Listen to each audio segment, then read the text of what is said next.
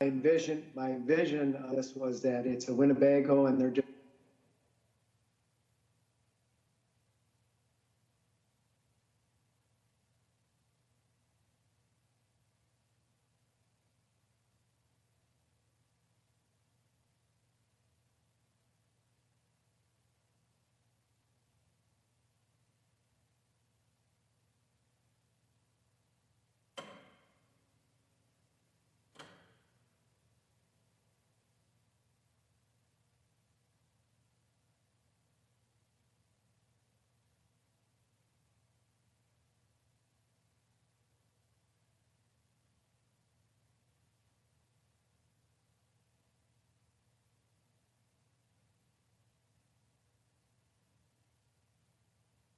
Colbert is here, and we usually use our iPhones for timers as opposed to the computer, simply because the computer time is all different on all of our computers. So, Sneaker has joined us.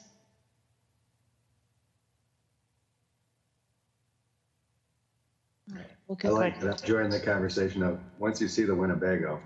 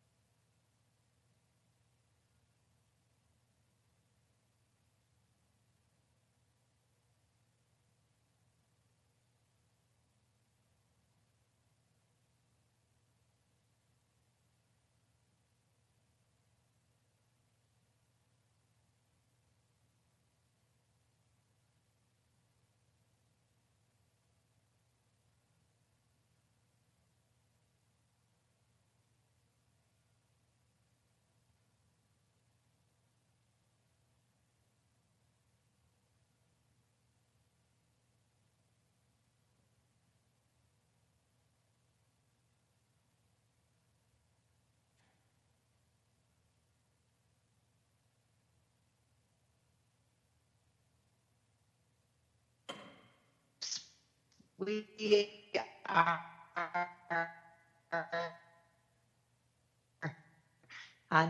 enough of us are in attendance here where we can safely call it. Morning is a good day in St. Paul and in our country, and which opens the path to having mundane conversations that are important as well, as what we were saying before we got started here today. So we have two items in front of us this morning. One is our ongoing conversation about emerald ash borer and an influx of dollars that we have prioritized as a council to catch up on our tree removal, tree stumping, tree replanting. This is in partnership with an earmark request we put into the federal government for a job training program. There is urgency around this item. There are lack of other viable funding resources, and so we are meeting today. I will forewarn folks that we are frustrated that it is April, almost May. In my office, we call it Mapril when it gets this close to the end of the month, and we're still without a plan. And so we would like to, by the end of this conversation, have a very clear timeline and plan path forward and know what exactly is going on for this year and then going into next year, so we can have this lockdown and can quit kicking the can down the road. The second item on our agenda is administrative fines. I could ditto a bunch of things that I just said about administrative fines. I'm grateful that we have made progress, grateful that we're in a position that we see the light at the end of the tunnel and we'll be able to pass some iteration of administrative fines yet this year, but we know with Earn Sick and Safe, with our conversion therapy ban, with other problem properties and issues we face in the city, that we are missing an important tool in our toolbox, and it is important and has been identified as a priority for the council as well, that we move forward with administrative fines at haste. So we're excited to get updates today and looking forward to really, as I mentioned, nailing down a path, a timeline, so that we are clear what's going on and when we can expect these the end results on these items. So I believe we have Mr. Hom from Parks starting with EAB, and this is both kind of a Parks and a finance question, because we're really talking about a problem that we've identified in our parks, but what the real problem is the money. So I want to make sure that we're talking to the right people about the right things in this case. So I will hand it over to Mr. Hom, or do we have folks from finance on the call as well? I'm not sure who's leading. Thank you, Council President Renmo, Council members. Mike Hom. I am the Director of the Parks and Recreation Department. With me from Parks and Recreation are Brad Meyer, our Department CFO, and Claire Cloyd, who handles our community services. Mike Solomon from the Office of Financial Services is also on the call to handle the finance aspects of this. As we're going through this, Brad Meyer has the screen and is driving the references in the memo that I believe you all have access to through Ms. Houston. So Brad can help get us to the right point in the presentation as there are questions. I appreciate the opportunity to be here. Looking back a little bit, we've been dealing with emerald ash borer for over 10 years and dealing with it in our operating budget annually as a item where we've solved individual needs with a series of one-time solutions largely. As you referenced, Council President, the task that Parks and Finance were provided during last year's budget process was to come back and pursue a funding partnership with the St. Paul Port Authority to capitalize the outstanding obligations for EAB, which would allow us to have a definitive plan to address this in a 4-year window. And then the council also asked to provide some context of how this deals with other forestry backlogs. So I'm excited that that this program does all of that. Ultimately, we are to the point where we will be putting a resolution in front of the council, if you agree, in a couple weeks.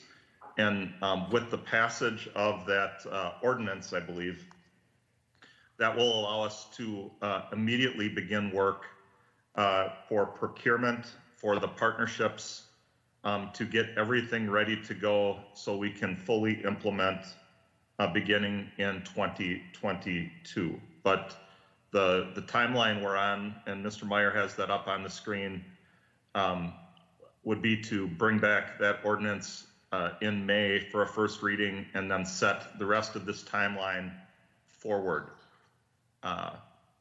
So that is why we're here. Brad, can you go back to the front of the presentation? Quick background on this. As I indicated, we've been dealing with emerald ash borer. We have an outstanding need to deal with over 11,000 trees that remain on the right-of-way. With the current funding levels in our operating budget, we would not be able to deal with those trees and replant them until 2034. So that's why we're looking at alternate funding sources. The last time I addressed the council on this issue, I categorized the policy choices related to EAB as as the Parks Department and the Forestry, we're no longer in a position where we have a choice whether or not we will have to do this work, that the dead and dying trees need to come down, so our need is that clear. We are in the point where we're looking at financing choices in order to do this and opportunity costs to do the work. The proposal addresses a funding partnership with the St. Paul Port Authority, where mission alignment with the port on their mission for economic development, creating jobs and sustainable development. We would work with the port to issue bonds to capitalize the tree removal, stumping, and replacement, which are all capital eligible expenses. And the great thing about doing it with the St. Paul Port Authority is we could also address some job creation and career track jobs. The job work would be in two primary areas. The first would be for our youngest workers, working with partners such as Tree Trust to do training for the tree planting aspect and the reforestation aspect of this, the regreening of our community, and to put young people into jobs as we reforest the city. The second part of the, and there's a lot of details there on the Tree Trust partnership. The second part of the jobs program would be working with the Port Authority to create jobs around the stumping work and contracting work targeting priority vendors for help that our foresters would need. Brad, can you scroll down to the latter part of it? Thank you. In working with supplier diversity and targeted vendors, we've worked with the Port Authority to put more people to work in those industries and specifically in those jobs in partnership with labor. An exciting part of all of this work and the jobs programs is that we do have the potential to also work with the federal government for earmark requests. I think just last week the council validated the earmark requests that were going in from the city, and if we do get some help from the federal government on the jobs programs for earmarks, that would free up some of the discretionary resources that are on the chart referenced as a shortfall. That is the background. I can pause here for any questions, or I can go forward to the description of the funding scenarios, kind of the meat of the presentation. Mr. Tao. Thank you, Council President. Director Hahn, thank you for this presentation here. I'm just curious, can you clarify when you said that the youngest in the employment program, the training there, can you give us an age range there? Council President Bremno and Council Member Tao, appreciate the question. When I did say youngest, I probably would have been better off saying younger workers. I think for this type of work, the target for the partnership with Tree Trust would be more in that 18 to 22-year-old range, but it would be less experienced first job workers. The working on the stumping would be potentially older folks that are looking for vocational training. Okay. I can get back to you with some more details on who exactly we would work with the Tree Trust program. If familiar with our Right Track program, these would be more like the Right Track 2 or Right Track Pro jobs. Mm-hmm. And what are the age usually for the Right Track 2 participants? Council President Bremmo and Councilmember Tao, the age for the Right Track 2 workers, those are workers that private sector employers are taking on and paying for their wages. I believe most of those workers are in that 17-year-old plus range. Brad or Claire, I don't know if you can help me clarify that on the at this meeting, or we will follow up specifically on that question. Yeah, Mike, this is Brad. The Right Track 2 is primarily those that already have their initial career experience or have their first jobs. So that's accurate to say that 17 and older is typically where Right Track 2 comes in.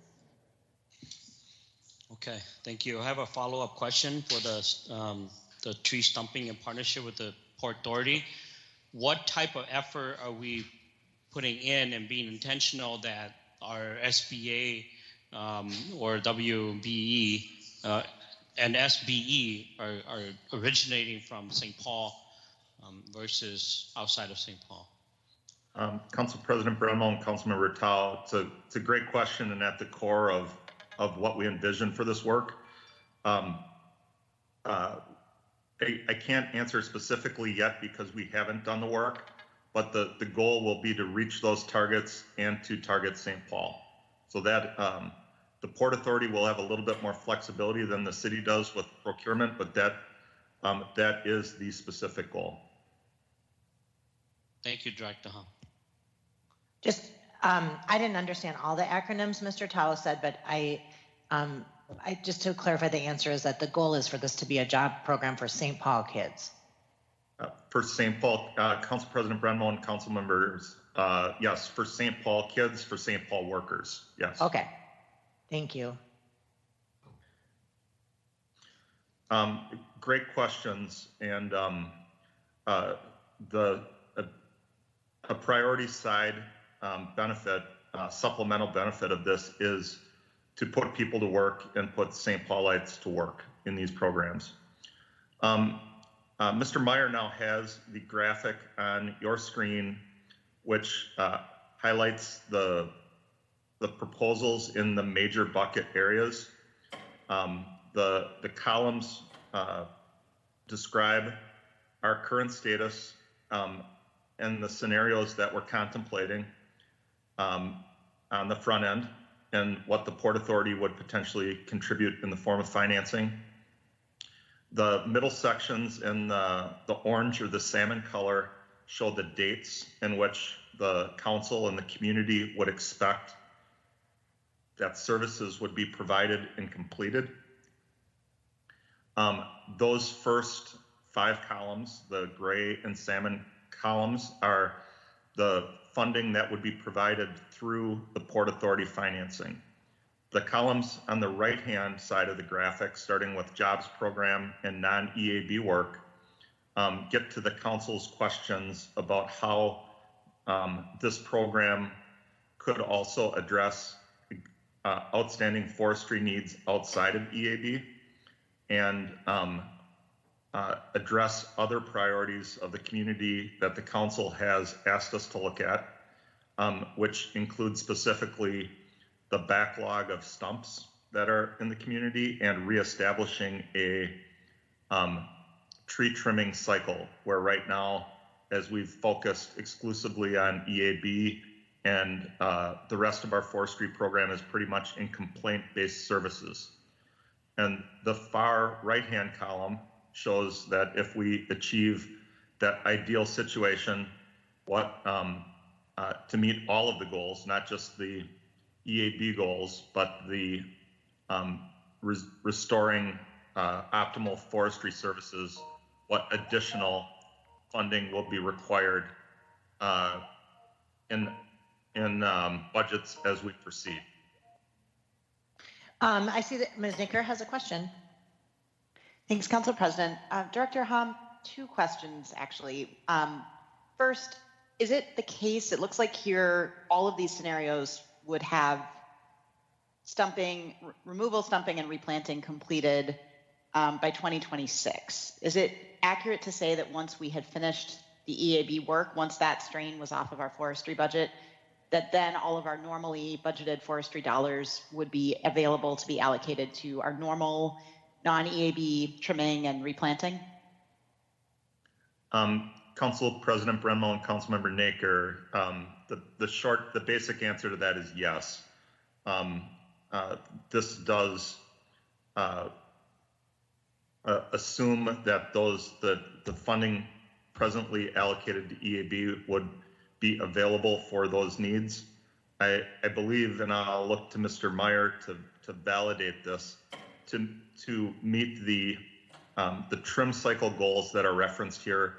There is a assumption to meet those goals that that funding would be for the foreseeable future applied to tree trimming cycle and doing forestry work to meet these goals. Brad, can you verify that that is the case, or would the current forestry budgets for EAB be available for other uses. No, that's correct, Mike. They would be reapplied, and and we have backlog information and data that we can share with the council after. But there's enough vacant planting sites exceeding 10,000 and enough stumps on boulevards of non-EAB trees right now that it'll take a bit of time to catch up. But that's where part of that funding would go, and then the remaining funding goes to the non-EAB trimming that you referenced. Okay, that's helpful, because I guess my understanding of the problem has been that EAB has been taking up so much of our forestry budget that we haven't been able to do that other work. And so on the flip side, my assumption was that even if we didn't increase, once we finish EAB, even if we didn't have many, many more dollars coming in, we'd be able to make much more progress on our normal work than we've been able to this point. So it sounds like you're saying that's right-ish. That is right, and we would require that investment to reach these goals. We'd require a little bit more as well. And then my second, no, thank you. And my second question just relates to that last column, the funding shortfall. I'm trying to understand. So the 17.67 million from the port or the 19.9 million from the port doesn't cover the full need. We'd still have tens of millions more. Why would we not? Why would we not be using the Port Authority bonding to try to cover more of the need? And why the number 17 and 19 specifically, instead of just kind of showing what it would look like to actually raise enough money to do this work? Council President Brenmo and Councilmember Naker, I'll ask for some help from Mr. Solomon here if needed. I think there's two influences to get to that question, which is really important. The first is for the funding levels suggested for the Port Authority, 17.6 and 19.9. From what we heard in Parks and Recreation from our partners in finances, those are pretty much testing the limits of what we could ask for in terms of bonding. That's the reasonable capacity that's available. I'll let Mr. Solomon speak more toward that. The second issue that influences this is not all of the items on the chart are bonding eligible. They're not able to be capitalized. Working to reestablish a 10-year trimming cycle is not an eligible capital expense. So that is something that we would have to look to operating budgets to fund as we look to do that work, bring on the staff and the equipment that's necessary for that. So the two issues at play related to this are what the bonding capacity that OFS is suggesting is there, and what is capital eligible and what is not. One last comment before I look to Mr. Solomon is that that does provide some flexibility to the council in future budgets as we make appropriations for forestry that looks at trim cycles and looks at the forestry priorities that are there at the time. That while the bonding is an absolute commitment now that we have to pay off, those future decisions will have some flexibility. Mike Solomon, can I look to you to comment on what I represented, make sure I have that right? Yes, thank you, Director Hom and Council President Brenmo and Councilmember Naker.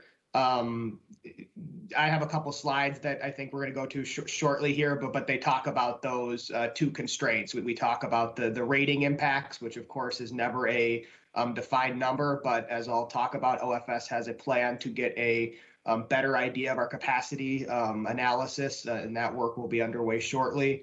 And the other thing I would say to add to Director Hom's points is we're very early in the process. I won't speak for the Port Authority, who would be the issuer of these bonds, but we have yet to meet with bond counsel and really dive into exactly what those bond eligible expenses will be. And so there may be some back and forth with the different columns here. So at this early stage, I think this was a level we were comfortable talking about, but I think since this is step one, to some extent, there will be some changes as we move forward and get more details about the program. Certainly exploring those federal funding opportunities and other ways we could fund different pieces of this work. Okay, and just as a final comment here, I appreciate that. And I want to make sure that whatever investment we're making, it's enough to do what we're proposing here. And so if we have this new funding source, but we're still going to need to find, almost as much as we'd be bringing in from the new funding source, or, more than half of it some other way, it would maybe be helpful just to see what we could do with the 17 million or with the 19 million, what those salmon colored columns would look like without those additional dollars. So I'll stop there though.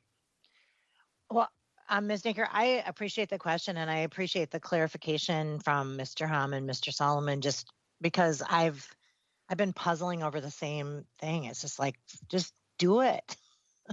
But I also, it helped me to hear today that these are not all capital qualified expenses. And so if we beef up the one side, there are non-qualified expenses on the other side, which I think, you're picking that up too, but which is interesting. It's sort of like there's a cost that comes with this, just simply because there's pieces of it that we can't pick up with the bonding. But I think if we don't do something, that almost triples down the case that it's not going to happen.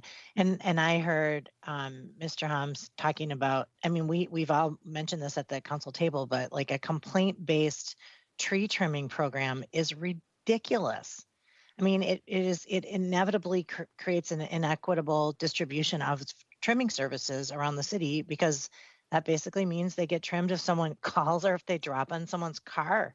It's just not right. So we know that we need to make this investment, but it's really been confusing to me why we are, found a source of dollars that we can do this for. And it seems like the ledger went up on the other side to match, but I believe that clarification helped me quite a bit this morning, understanding where the nexus is there. So I appreciate your question very much. Are there other questions before we move on? All right, let's roll.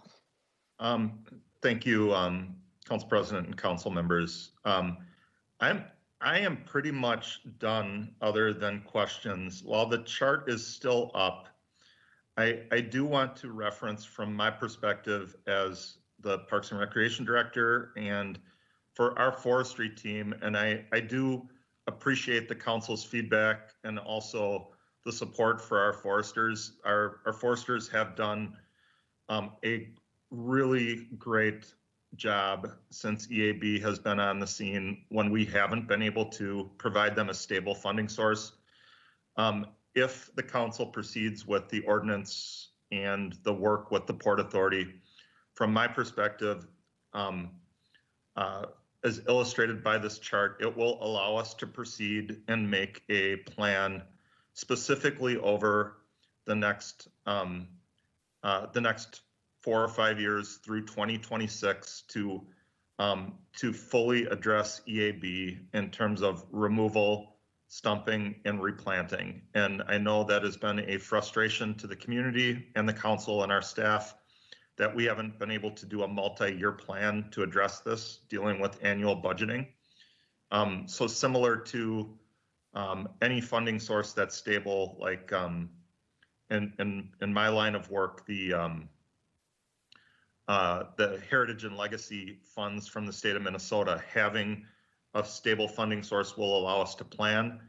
It will also allow us to, as you just pointed out, Council President, address the backlog in forestry that we're not doing the best job we could on in providing good service and consistent service, establishing a trim cycle and taking care of the urban forest in the right of way. We've had to make tough, difficult choices in operating budgets as we've dealt with the environmental emergency of EAB, and this will allow our foresters to make a plan to get back to more proactive management of all of these environmental assets. So while it's not perfect, it is pretty darn good and will allow us to be reporting on a plan versus hopes and wishes and needs. I believe the rest of the graphic deals with what this will mean in terms of how we pay for it, and Mr. Solomon is prepared to speak to that if there are no further questions for me on the forestry aspects of the program. I do not see further questions at this time. Great. Well, thank you, Council President Brenmo and council members. And thank you, Brad, for driving here. If this is your screen, appreciate that. So Mike Solomon from the Office of Financial Services. I know Director McCarthy is also on the line, as well as the city's debt manager, Sarah Brown. Just want to make sure that the council understands as we talk about this tool, which, as Director Hahn laid out, has obvious benefits for the city. We understand what we're talking about. So the St. Paul Port Authority is proposing to issue general obligation bonds to fund this work, or the bond eligible portions of the work.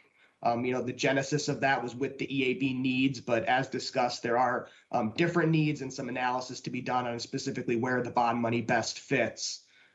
So the Port Authority to repay this debt, the Port Authority to repay this debt levies the tax on the same property tax base as the city, but it is a different line than the city's levy for the port's debt repayment. Just as a note, for context there, the city does anticipate, ongoing needs to the tune of about $1.5 million for our general debt service levy. So that would be in addition to kind of impacts to the taxpayers proposed here. The port's current debt outstanding is about $32 million. We recently used this tool to finance the acquisition of the Hillcrest golf course site. And so with this program, getting near $20 million, we are talking about, more than a 50% increase in the outstanding debt for the Port Authority. The port's 2020 debt levy was $3.5 million. So again, looking at the annual repayment and impact on a median value home, and the chart below, the $20 million lines would be the ones to look at. We're talking about a proposed levy, again, to the tune of 1.5 or north of $2 million. And that's between a $10 and $16 impact on a median value home. As discussed, we're still at the early stage about how this would be structured. The term and interest rate, still up in the air as we sit here today. But working with bond counsel and the Port Authority, we could determine the best useful life of a tree and the best term to finance this over. Ms. Naker has a question. Thanks, Council President. Mr. Solomon, what is the difference or the benefit, I guess you might say, between the port issuing this debt versus the city issuing this debt? The benefit, I think, as Director Hahn talked about, is really in those mission alignment categories, as far as the port's desire to, get some economic development and jobs done while also meeting the need of the tree program. Otherwise, it's simply a different line on the property tax statement to a taxpayer. So just to be clear, there's no difference there's no lower cost to borrow for the port, and that it would still affect the city's credit rating in the same way? So Council President Brenmo and Councilmember Naker, that's exactly right. And my only other slide is on the credit rating impact. So you're on exactly the right track. Okay, thank you. So as I said, the next slide discusses the credit rating impact of this strategy. So the city and port do share a general obligation bond rating. As the council knows, that was recently affirmed as AAA stable by S&P and Fitch, which was very positive news coming out of the pandemic here. Feedback from those rating agency reports, though, did indicate that our long-term liabilities, which is debt and pension, are kind of the biggest weakness in our score, which is very strong, of course, but that's kind of the area to focus on. And since we do not control the pension liability, debt is kind of the only piece there that we have the ability to impact. So again, the proposed issuance here, the numbers were 17.7 and 19.9 million. That would count against the score for long-term liabilities on our shared GO bond rating. I think the council knows that, we certainly have the ability to prioritize this project, but, that will mean reduced opportunities for more debt for other priorities that include, streets and the capital improvement budget projects. So there is certainly some, we need to be careful in analyzing and prioritizing things within our bonding buckets here. There are some positives to this program. Of course, it's a credit positive for the rating agency to see the city taking care of what really is a long-term liability by putting forward a structurally balanced plan. So I think that speaks to some of the conversation today about existing gaps. I think there's also an opportunity to really label this as an environmental benefit and community benefit. We've used our green bonds to fund sewer utility projects, and this could be another project to use that kind of marketing and get some of the environmental benefits out into the investor community so bondholders can participate. And the last item I said have on this slide is about our debt capacity. We've talked about how this is not a science and we can't say there's an exact number for a while here, but we do have work underway with consultants that would give us a little bit more clarity on what exactly that debt capacity might be before we start to impact our credit rating. And that work, unfortunately, is expected probably about a month out here in late May or early June 2021.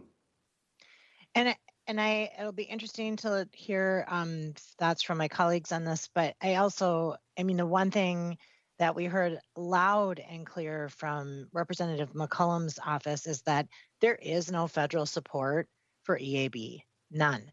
And this should have been an emergency disaster fund created by the state a decade ago, and it wasn't. And they put forth a couple bucks now every year to give to the entire state to handle this problem. Wouldn't be a drop in the bucket. Like, there's no funding source to do this. So what we've done is nothing. There are funding sources for streets and for capital improvement infrastructure projects coming out of the federal government, which create options. But I don't see any for trees, none. So I don't know, like, what do you suggest we do, Mike, just to keep this option open? Just keep kicking the can down the road with the trees. I'm talking to you, Mr. Solomon. I was hoping that was Director Hom. Thanks. I know, I could tell by your face. You're like, which Mike? You. No, I think these are all important points, and to manage this credit rating story, they're all part of the pitch that we would give to the credit rating agency. This is a real problem. It comes with liabilities, and bringing forward a structurally balanced plan to deal with it certainly has some positives that I feel we could sell. And I think having this capacity study to give some data context around that would be the other side of it. And so then, just that levy impact piece remains. So it's a good point, and I don't have other good ideas beyond the federal funding opportunities that exist, could play into this. We could go forward with a plan to do debt financing and then adjust later if other opportunities came up. But I think you're right. There's limited options. Right. Well, and the other thing is, and we've talked about this before, is that, when we defer maintenance on a roof of a building, ultimately it may cost more and we have to take care of it. But when we defer replanting of trees, we are, we're perpetuating really what we've deforested and continuing. I think Mr. Hom said regreening, like we're not regreening, and the areas that these trees have come down in look like a tornado went through the area or a bomb went off. It's terrible. And the sooner, like, this is one of those things where if we defer, they don't start growing, so it really has an impact that you cannot hide or cannot cover up with a little bit of glue and duct tape as we go down the road. So I just think, to me, that's what kind of is adding some urgency here, is that there's more and more streets that are barren with no plan in sight, no sight line on putting more trees in the ground. And so I know we're looking into the port option because we needed that expanded bonding capacity. The way that you're linking our bonding capacity with the Port Authority is making, I think, people wonder, what exactly is the benefit of using the port for this particular project. And to me, I think it keeps options open for what we can extend our bonding to in the city. And we are going to have to tackle that bond rating question if we do so. But I see Ms. Naker, Ms. Prince. I thought Mr. Tolbert had a hand up, and now I see people. Their ups and downs. I'm going to go to Ms. Naker and then Ms. Prince, and then I'll just keep my eye on the hands and if other people have questions or thoughts or comments. Ms. Naker. Thanks, Council President. And I appreciate you bringing us back out. I was going to make a pun about missing the forest for the trees, but then decided not to, but I just did. But it is so easy to get into the finances and forget. I mean, the devastation on our streets is just unacceptable. So that's why we're having this conversation. We just can't keep kicking it off. I'm still struggling though, Mr. Solomon. I know you said just now that there's no magic number, specific number that you can point to that will kick our credit rating, down. But 17.7 and 19.9 are pretty specific numbers. So I'm trying to figure out again, like, where do those numbers come from? I would love to know how much it would actually cost. I understand there's non-capital expenses, but how much would the bonding be if it were to cover all of the bonding eligible expenses rather than artificially cutting that off at 19.9, unless there's a reason for that. And then I guess my second part of that question is, can we have a proactive conversation with the rating agencies about the different impact of these different amounts? I mean, does it have to be like it's hidden behind a curtain and you'll find out after you decide to pass it one way or another? I mean, can we ask them, like, what would each of these do to our credit rating and make a decision somewhat based on that? Yeah, so Council President Bremmo and Councilmember Naker, starting with the dollar amount, I'll be honest that, the Port Authority kind of brought this partnership idea forward. And at that time, there were lower numbers. So we've already seen some of the proposed bonding kind of increase from there. That said, I think we certainly could undergo some more analysis with the Parks Department and do a little bit more of bucketing of expenditures, if you will, to see what falls in the different categories. Otherwise, I would defer to Parks on the impacts of $2 million here or there, to your point, of those dollar amounts being close. On the rating agency point, they do offer something called an indicative rating process where we can pay them to kind of do different scenario ratings. But what's important for that is to have a very defined scenario. And so, between competing priorities on the EAB funding, I know there have been conversations with the council about street work needed in St. Paul. I would want to bring forward a very clear scenario to the rating agency. And that could be a step after we have, the consultants take a stab at maybe a little bit more of a variable model that we could plug and play some different scenarios in. Before we brought something kind of definitive to the rating agency. I see Ms. Prince has her hand up, and I just would insert though, like that is actually what we thought you've been doing since October of last year. And I don't say that to be rude, but like the analysis, we thought, we were expecting this to be done in December, but it was a scramble. So we said, well, we can, we just want to make sure this gets done next year. And now you're saying, well, we can look into that. We can look into that. Like, we need the answers now. That's what I want to end today. I want to make sure I know exactly what that, like, we're not going to go off to analysis land. Like, we want to hear back next week and really understand what's happening with that. I realize some things are going to be open-ended. But I think we need to know that because a couple weeks ago, you reported that, as you said, we secured our AAA rating and we sold bonds for less than 1% interest. That's unbelievable. We admire that and it's fantastic. And to me, that says, shouldn't we be bonding for more? With that low of an interest rate. So if we had a plan, which is what we had hoped that we would, then we could have said, hey, let's strike while the iron is hot. We've got 0.85% interest, and we have an opportunity here to stretch a little bit. But instead, we don't have a plan, and we miss that window. We're hearing interest rates are going to stay low, but I don't know. I think that was one of the reasons why we had asked for this analysis and this plan to be completed last year, as opposed to continuing to ponder these questions in what I previously referred to as April. I'm going to go to Ms. Prince. And thank you, Council President Brenmone, because that was going to be my question. It seems that it's such an ideal time to be bonding for this when the money is, by my calculation, almost free. So in any event, I would stress that impatience, and I know how hard everyone is working here, but it seems like such an ideal time to do this. And then just a comment, I want to thank my colleagues and staff who have gotten us to this point of looking at a really creative way to deal with our EAB problem. And I missed a little bit of Mr. Ham's presentation because I had to take a phone call, but I can't stress enough, in addition to the the climate issues that we know our deforestation is threatening.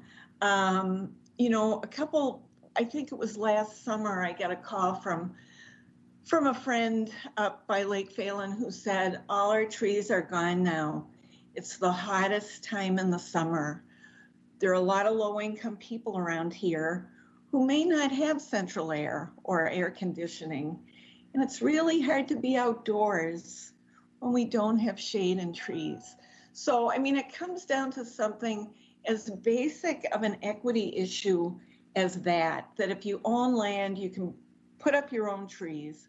But the public canopy is so important for the livability of our neighborhoods. So again, I want to say that I share the impatience. I agree with the assessment that, you know, there are other sources, especially right now, for our being able to get federal support for capital improvements in streets, and I hope we can move forward on this. Thank you, Ms. Prince. Mr. Tolbert. Yeah, thank you. And I agree. I think earlier on, Council President Bremmo brought up the impatience because we haven't had a state or federal partner helping us with the ash borer issue. And I know Council President Bremmo is probably continue to fight on the League of Minnesota Cities for them to try and pass it at the legislature as we've tried to get a dedicated funding source for all cities and all communities, not just St. Paul, through the Minnesota legislature, similar to the Invasive Species Act that they use on zebra mussels, and that we've been fighting for that for probably 7+ years now, if not longer. But just a few things on the specific proposal. I think I appreciate just laying out what, you know, so we can go into this eyes wide open, but I do think it's worth prioritizing the investment in EAVs and tree replacement in this case, even if, you know, even if it makes other things potentially more difficult. I think in the case of bonding, first of all, I think trees are particularly unique compared to even other infrastructure. And, you know, with bonding, multiple people will be paying it off over time. And tree is one of the few things that actually becomes more valuable with time rather than less valuable because it grows rather than wears. And I think that's what's one thing that's unique about the bonding in this case.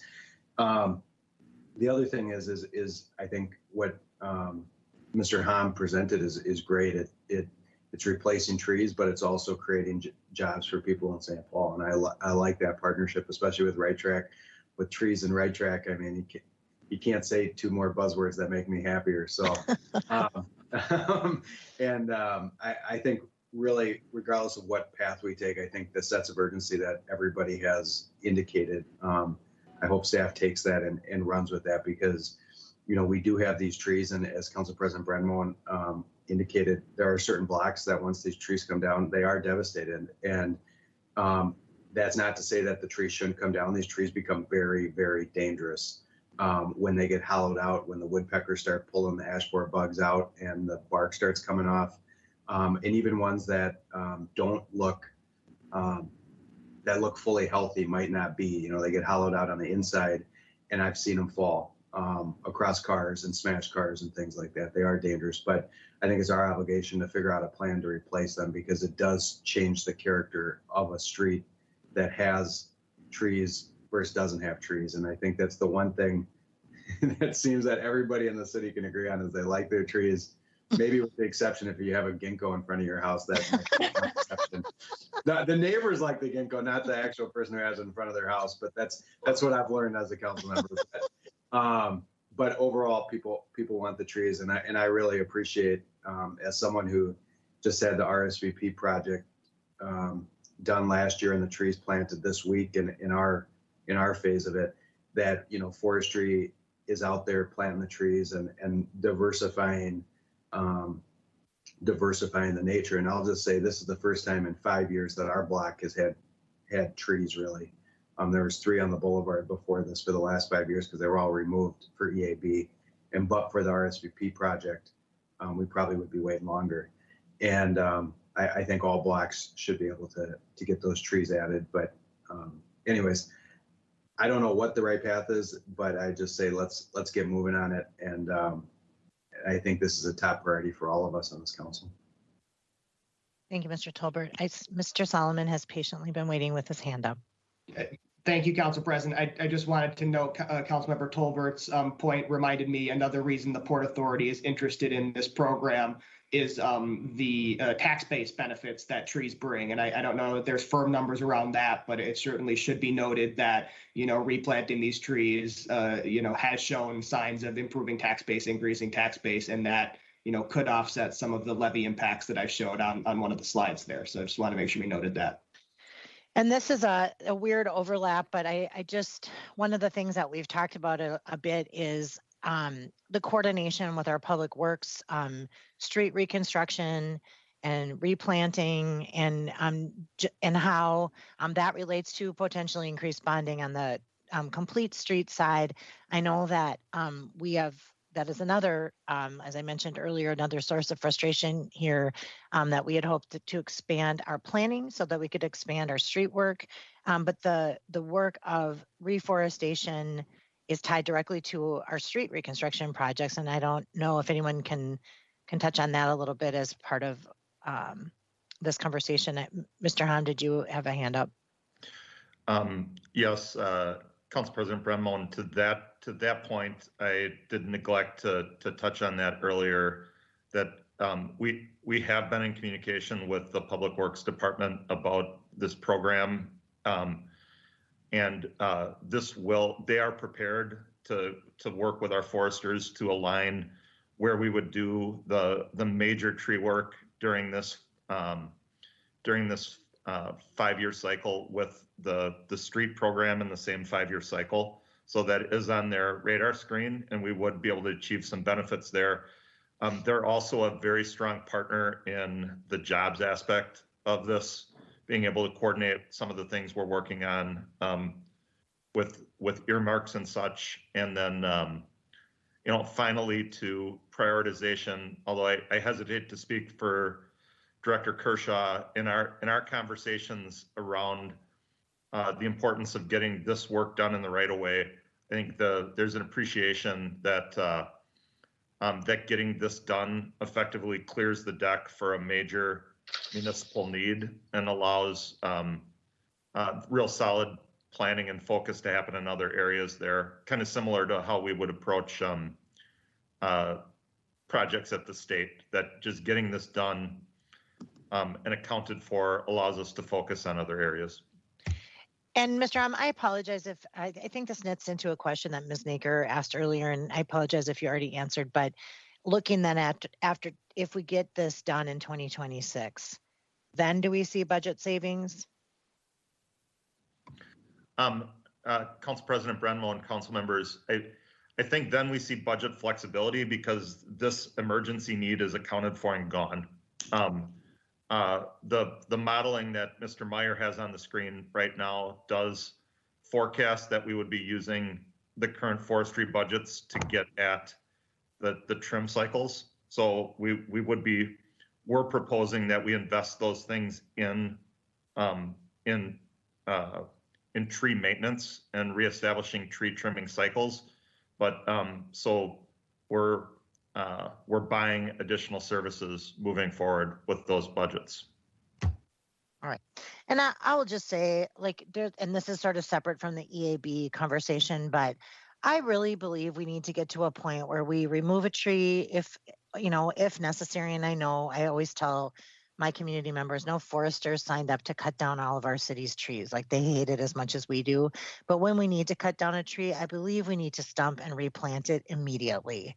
There should not be a lag. There should not be the scar of a tree stump sitting there for years, and no regrowth happening. It just feels like that is our responsibility. And really, to Ms. Prince's comments about, we look at the heat maps that show where the energy use is highest. Like, we need the tree canopy to make sure that, it is an equity question. The complaint-based service is an equity question. These are all things that are align exactly with our values, align with the mayor's values. but I mean, even just looking at what's in front of us, I just want to say, like, I think ideally we should be looking at, you know, when a tree comes down, a tree goes in. Like, there should not be any sort of a lapse there. And I recognize it's not going to happen in you know, a couple days span, but so hopefully hopefully you're catching the urgency here. I think what we need to understand from somebody, it seems like it may be Mr. Solomon. What's next? I mean, we have 2 members of the St. Paul City Council that sit on the Port Authority Board. And it sounds like Mr. Tao has a lot of interest in, you know, asking questions with his Port Authority goggles on about the job investments and our young people. And so there could be interest there. I know Ms. Naker has expressed this as an interest. You know, what's next? So we're gonna have, let's see, so first reading in May. Second reading, public hearing. Okay, so this will be part of our 2022 budget deliberations. Is that what I'm picking up? So Council President Brent Moen, if I might, so Yep. in order to move the ordinance forward, what we'll need at this time is some number, right? The ordinance will authorize the Port Authority to bond. You know, for Hillcrest, I believe we said up to a certain dollar amount or a certain levy amount annually. If we have that data, we could move the ordinance process forward. We could start working with bond counsel and the Parks Department on getting the right expenditures in the right buckets. And then beyond that ordinance process, perhaps report back on where those other analyses are kind of landing. All right, so at the first reading, which is also the staff report, we would get that information back, given if the council provides direction today on what number we should be targeting. Is that correct? Council President Bremlin, I believe so. All right, Ms. Naker. Thanks, Council President.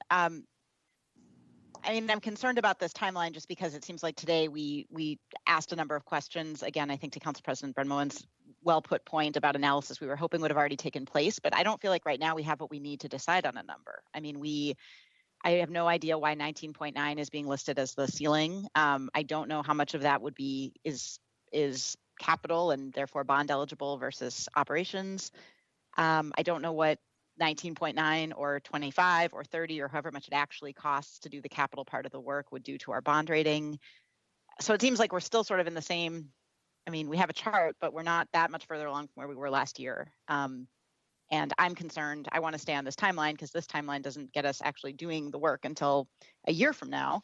But I don't really understand what the steps are to give us the information we need to decide on that number.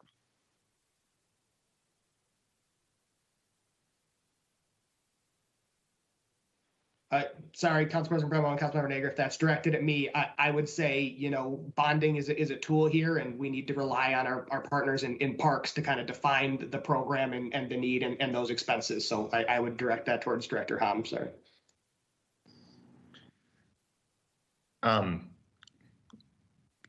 Council President Bremmo and Councilmember Naker, it's between now and May 5th, we could. If the question is what within all of the scenarios, what is the maximum eligible capital number? I think we could work to identify that. It's probably closer to the $30 million number, 30 million than the $20 million number, but we could work to identify what that maximum number is if that's being requested. And then I guess again, from my standpoint, I fully appreciate and agree with the need to address all of this backlog. I was just reminded that prior to EAB 10 years ago, we had a $3 million forestry ask to get to a tree trimming cycle. So we've been chasing need for a long time, but any of these scenarios will get us a lot closer to where we want to be. But I guess I've said it 3 times and I'll say it a 4th. If the task is to figure out in these scenarios how much of this could be capitalized, we can quickly come up with that number. I think the question is how much can be capitalized, and then if there's any way we can get a sense as to what that would do to our credit rating. Because as my colleagues have really eloquently said, money is really cheap right now. And to the point about all the different competing needs with bonding, there's a lot of competing needs with our general fund, which is where I assume that funding shortfall column is going to end up coming from. So the more of this that we can put on bonding, and $10 per year over 10 years added to the property tax levy is, I think, reasonable for what we're talking about getting done. So, seeing what that number would be if we were talking about a 30 million bond issue versus 20, if that's what it takes, I think is important information to have. Thank you. And so it is the 21st today. And if we're targeting a first reading and we know that information is necessary, then I think if we can hear back from you with the answers to these questions in a week, that would be great. The one thing we have next week is at our org committee meeting is a report back from Public Works. And I do think these conversations do knit together. So if it makes sense to coordinate that report back in concert with the conversation about street bonding, then I think that would be that would work. And in terms of, and maybe we can just plan to be able to identify a target number at that point for EAB. Great. And the other question I have, and I don't, and this is to you, Mr. Solomon. I'm just going to go with Mr. Solomon and not create that mic confusion. Is, I think we've often also asked, like, if we always feel like we're just on this edge of the AAA bond rating, the holy grail of bond rating. And I'm really curious, like, if we just happen to fall off that edge to the other side and got a AA bond rating or whatever the next lower level is, like, what is then the margin before the next drop off? Like, does that open us up to a ton more opportunity? And how bad does it really actually hurt our interest rates? Like, and maybe the answer is it's horrible and it's only worth $1 million. That is certainly of just a fine answer, but I would be curious to know, like, it's like, actually, it's not that big of a deal. It's only a rating that people like to put like a credential behind their name, or if they're running for governor or something. And it can open up the door to tens of millions of dollars for us, because we have that wiggle room space and that AA rating. So if there's any way to kind of encapsulate what that could possibly look like, I'm not suggesting that we fall off the other side of the edge. I'm proud of our AAA bond rating, and I'm proud of the interest rates that I know that you work hard to achieve, Mr. Solomon. But I am kind of curious, if we're fighting the good fight for, like, what is the actual benefit, and is the penalty maybe worth the the flexibility? So if that could be part of the report back next week was as part of street bonds, I think that would be helpful as well. I don't know if I cannot see my colleagues' faces, so I don't know if I'm saying something terrible right now or if, okay.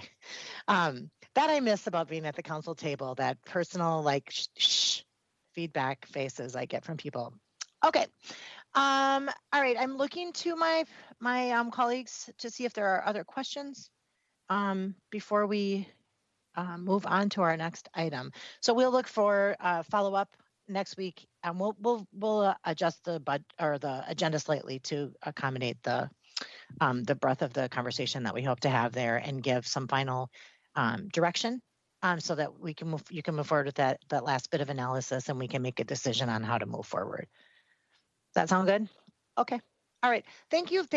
And I do, I hesitate to sound so frustrated, but I am. And I want to make sure that the urgency and the frustration is recognized, just as to facilitate just like a closure on this conversation, because it's important. And I know that we all share the interest in getting back on track. So thank you for the work to get here today, and for the work that you will undertake next week. And I look forward to creating that path forward. So thank you so much. All right, we will shift gears to Mr. Cervantes and our long-awaited report back on administrative fines. So I'm going to shift screens a little bit here. Mr. Cervantes, are you still with us? I am. Can you hear me? Okay, there you are. Yep, yep.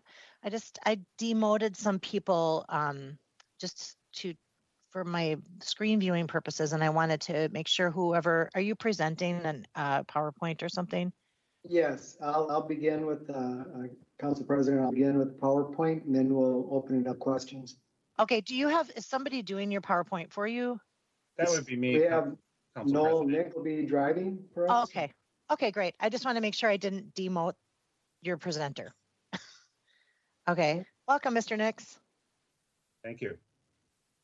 Thank you, Council President Brenmo and Council Member. It's a pleasure to be in front of you today and get an update on our administrative citation initiative. I just want to recognize that there are multiple departments represented. We have the mayor's office, the city council office, our city attorney's office, HERO, OFE, St. Paul Regional Water, DSI, and now getting into the discussions with our OS department in regard to budgeting moving forward. Presenting with me today will be Deputy City Attorney Rachel Tierney, and then Noel Nix is driving, as well as kind of presenting on the update for our community engagement. Next slide, please. What we wanted to do real quick, and understanding that we may have some time limitations, is run through just kind of the general background for the administrative citation very briefly. But we want to talk about the objectives, the opportunities, and the benefit. Where we are planning on initiating the use of this tool. We want to talk about the proposed charter language. That was one of the areas there was a lot of communications, a lot of questions previously.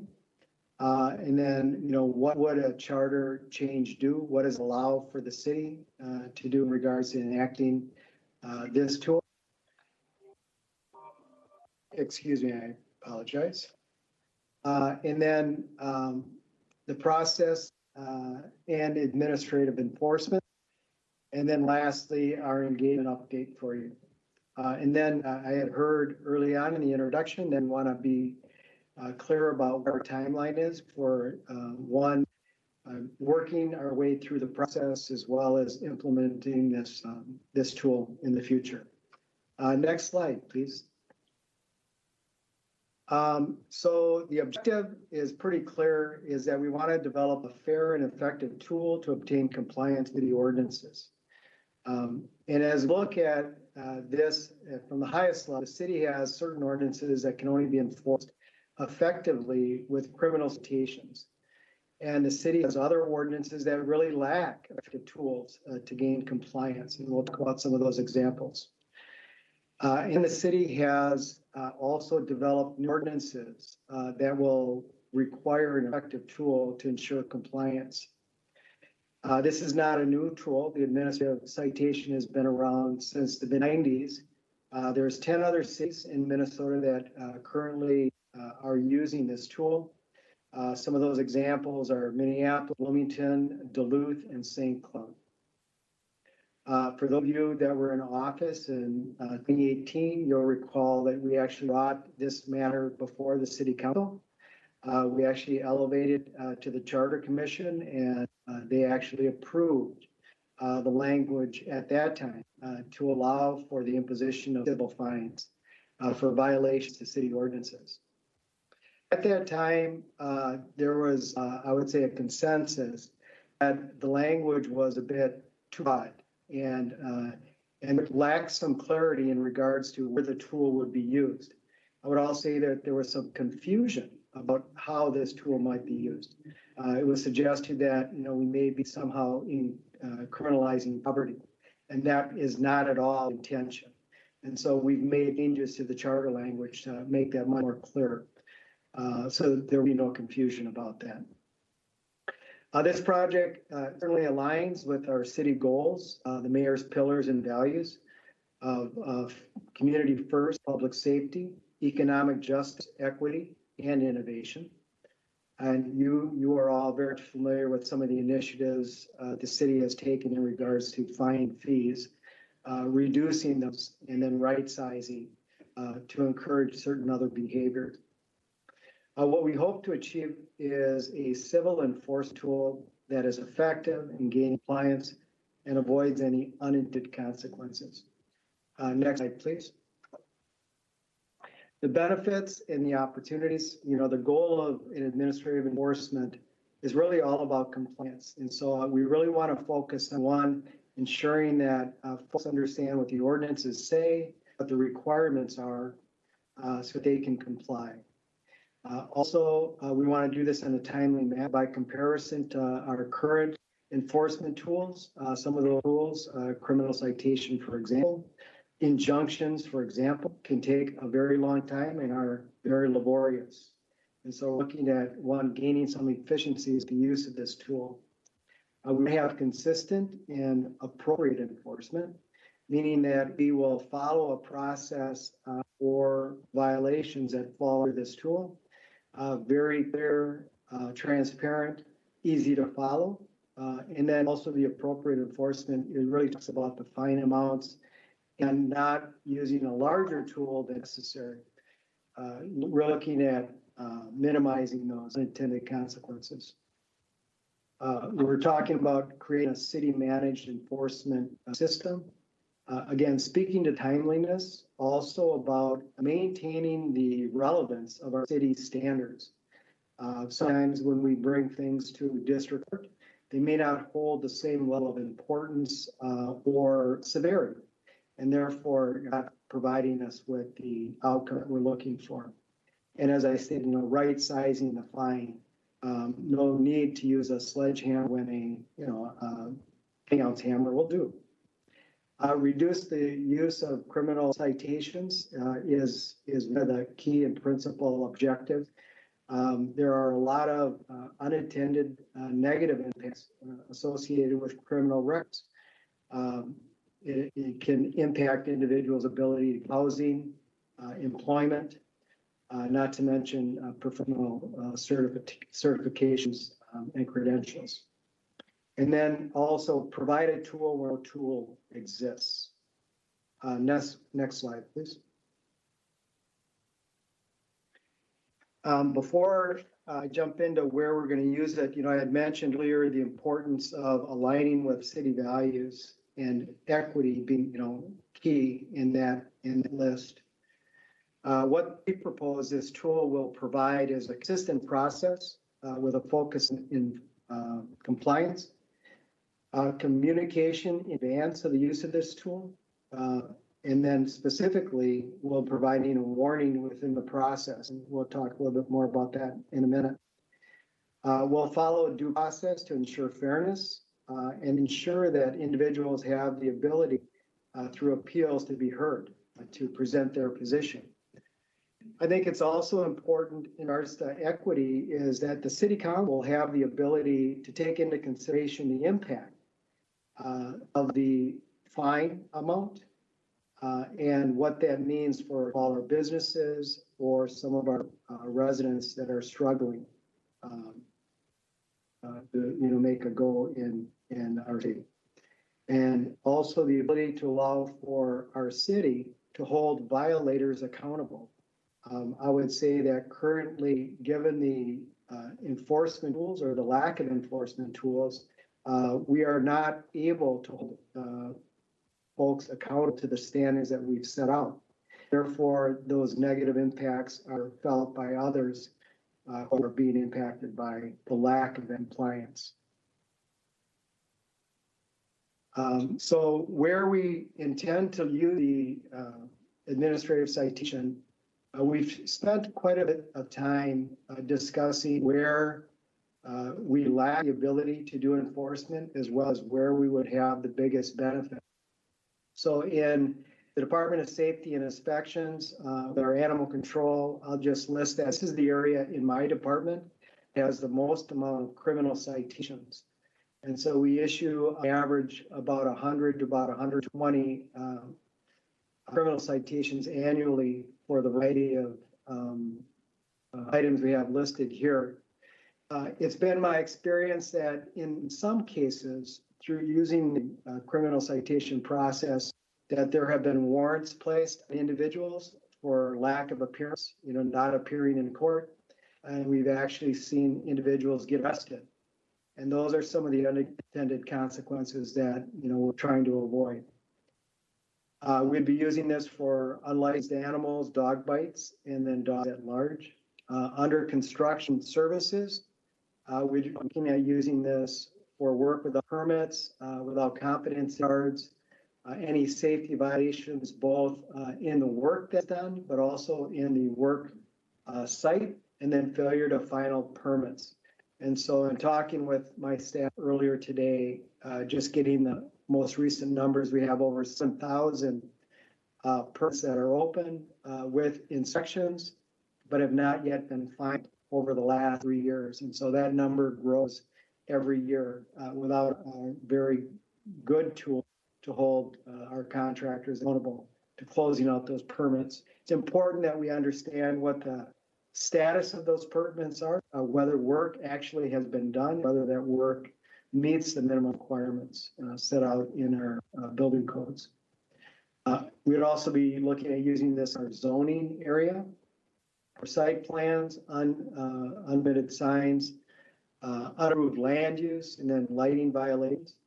I can point to cases where we do not have a very good tool in bringing compliance for site plans.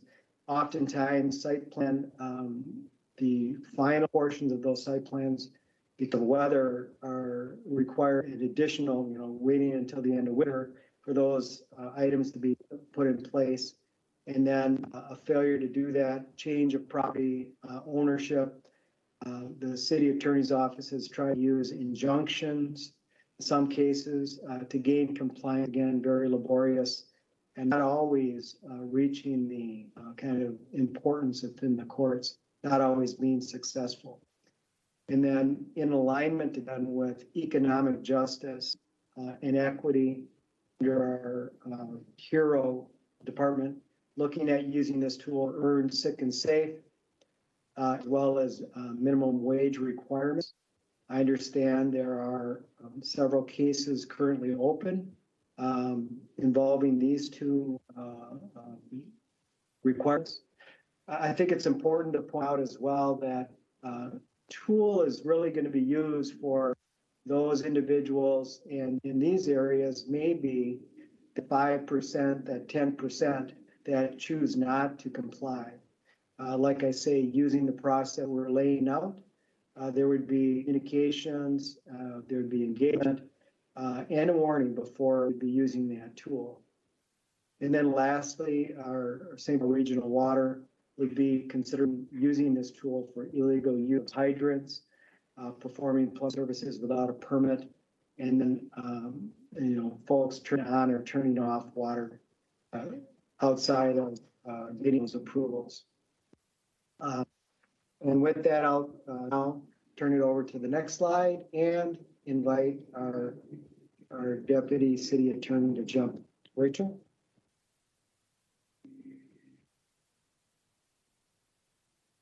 Muted, sorry. Good morning, everyone. Thanks, Ricardo. Just kind of wanted to start with reminding everyone what the language looked like in 2018, and then the changes that we're recommending to that language to address some of those concerns from 2018, but also to provide, I think, some necessary clarity. The changes between 2018 and now are that one of the things we've added is the express prohibition of imposing administrative fine for unpaid fines or fees. So this isn't a method to add a difficulty to pay on top of a difficulty to pay. We're looking to use this as an enforcement and compliance tool. We also, as some other jurisdictions are doing, have capped the fines at twice the maximum misdemeanor penalty, which is $1,000. So the maximum administrative fine for an individual ordinance violation would then be $2,000 with this language. And then finally, we've drafted some clarity that before administrative fines can be used to enforce any ordinance, all of the ordinances would be amended and they would be amended to explicitly outline what procedures will be used and what the penalty matrix or fine schedule would be for violation of that individual ordinance. Next slide. So this is the actual new proposed language. I've highlighted in annoying yellow what the actual changes are from last time to this time. Not every word for word is the same, but these are the main changes. Again, highlighting that administrative fines would not be used for failing to pay, that each ordinance would be amended, outlining the penalties and outlining the procedure, and then again, capping the fine and explicitly saying that the fines will be imposed equitably, and then finally giving the district court jurisdiction to enforce. Do you want me to pause for questions? Yep, Ms. Naker has a question. Thanks, Council President. Thanks, Ms. Tierney. I really appreciate not only you making the changes, given the public feedback we got last time, but also highlighting them literally, so clearly here for us.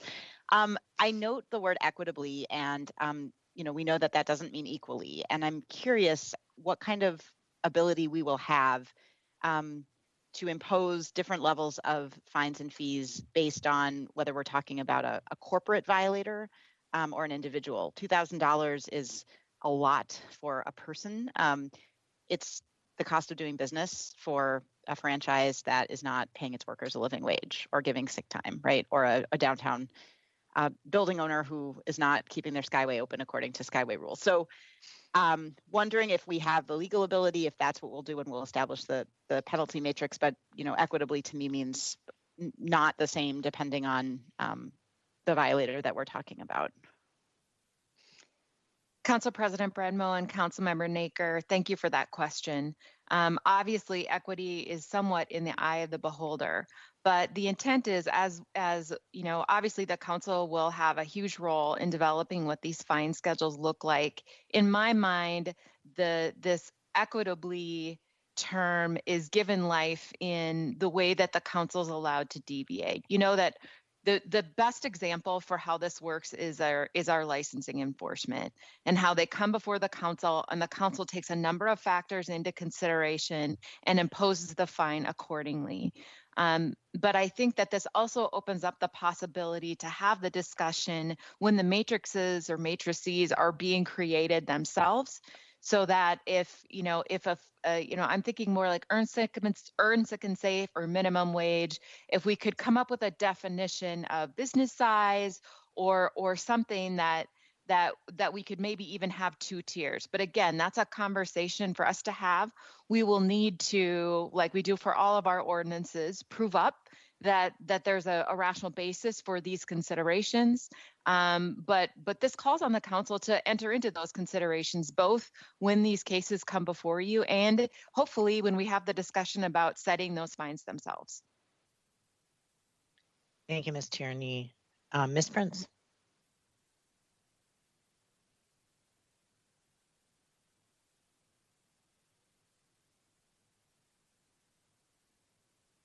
She's working on that mute button. Give her a second. There you go. Thanks.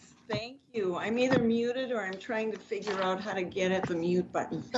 In any event, Ms. Tierney, I appreciate how far the language has come, and the ways in which the charter is hopefully that will stand challenges, but is able to address that issue of equity. And to Ms. Naker's point, I just want to clarify here that under our current charter, as I understand it, fines cannot exceed our cost of enforcement. Is that correct?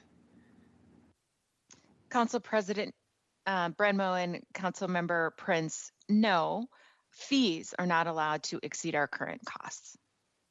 Okay, so the reason we're going to administrative citations is so we can use this penalty that isn't tied to our cost of enforcement. Is that correct? Council President Brenmo and Councilmember Prince, somewhat. Currently, the only way that we have an enforcement tool other than criminal prosecution is when we are giving someone something. So we can use enforcement on licenses because we give a business license. So we're taking action against a tool that we own. And Right. in a lot of situations, there's not a tool that we own. So we don't have that authority without the explicit language in our charter. Okay, and by fees, I mean, the vacant building fee or fees that are tied to code enforcement, that has to be in line with our cost of enforcement. Council President Brenmo and Councilmember Prince, that is correct. Okay, you know, I think my concern here, and maybe you want to complete the presentation before I get into this, but it has something to do, and if you want to defer this question until you're done, it has to do with something we talked about earlier in this meeting when we were talking about trees. The city has a complaint-based system. And one thing that we have always, at least since I've been on and when I say always, I mean since I joined the council in January 16th, in January 2016, is that I remember Mayor Coleman saying a complaint-based system is not equitable. And I agree with that. I mean, in neighborhoods where people have time, where people are more prosperous, they have more of an opportunity to take note of things that aren't working properly. They may have a higher level of intolerance than in other parts of the city. And so I worry about in a complaint-based system that when we're dealing with a system that is basically inequitable, that we're going to penalty in our charter that, as Councilmember Naker said, could go up to $2,000 and not be tied to our cost of enforcement. So I just want to get that idea out there. I think that we really need to do some level of further equity analysis of this, given our complaint-based system. And so maybe that's just a comment, and you can keep that in mind. The other thing I wanted to know is most of the cities that were listed as doing this are charter cities. I know some are statutory cities. And does state law give our statutory cities the right to impose administrative citations, or how are they able to do that? Council President Brenmo and Councilmember Prince, I'll take your second question first. I cannot find the authority in state law for our statutory cities, but I'm not a lawyer for those cities, so I don't know exactly the parameters that they operate under. In my opinion, this is required in order for us to use these fines. Okay, and do we know, for instance, in Minneapolis, did they need to do a charter change to be able to impose administrative penalties? Council President Brenmo and Councilmember Prince, I don't know when Minneapolis added this language to their charter. Okay, thank you. Regarding your first question, I'll just give you a little bit of a teaser for what's to come. One of the things that we built in specifically with equity in mind is rolled into a proposal that we're not really talking about today, but we will a little bit, which is building in a warning into the enforcement procedures themselves. And the purpose for that is that it tells departments that they need to engage in prior communication. Nobody should just get a cold citation in the mail, but there should be engagement about here's what the violation is, here's what's going on, here's what you need to do to correct it. And that education piece, we are hopeful, will help control for some of the complaint-based challenges, and I'll leave the options to complaint enforcement to Ricardo. But I think it's important to understand that we did build in that warning system, and then also there is this backstop of all of these cases ultimately could come to the council for evaluation of the citation as well. Okay, one other follow-up question. Have we looked at the possibility? I know that when we've talked about this, we have spoken about that there are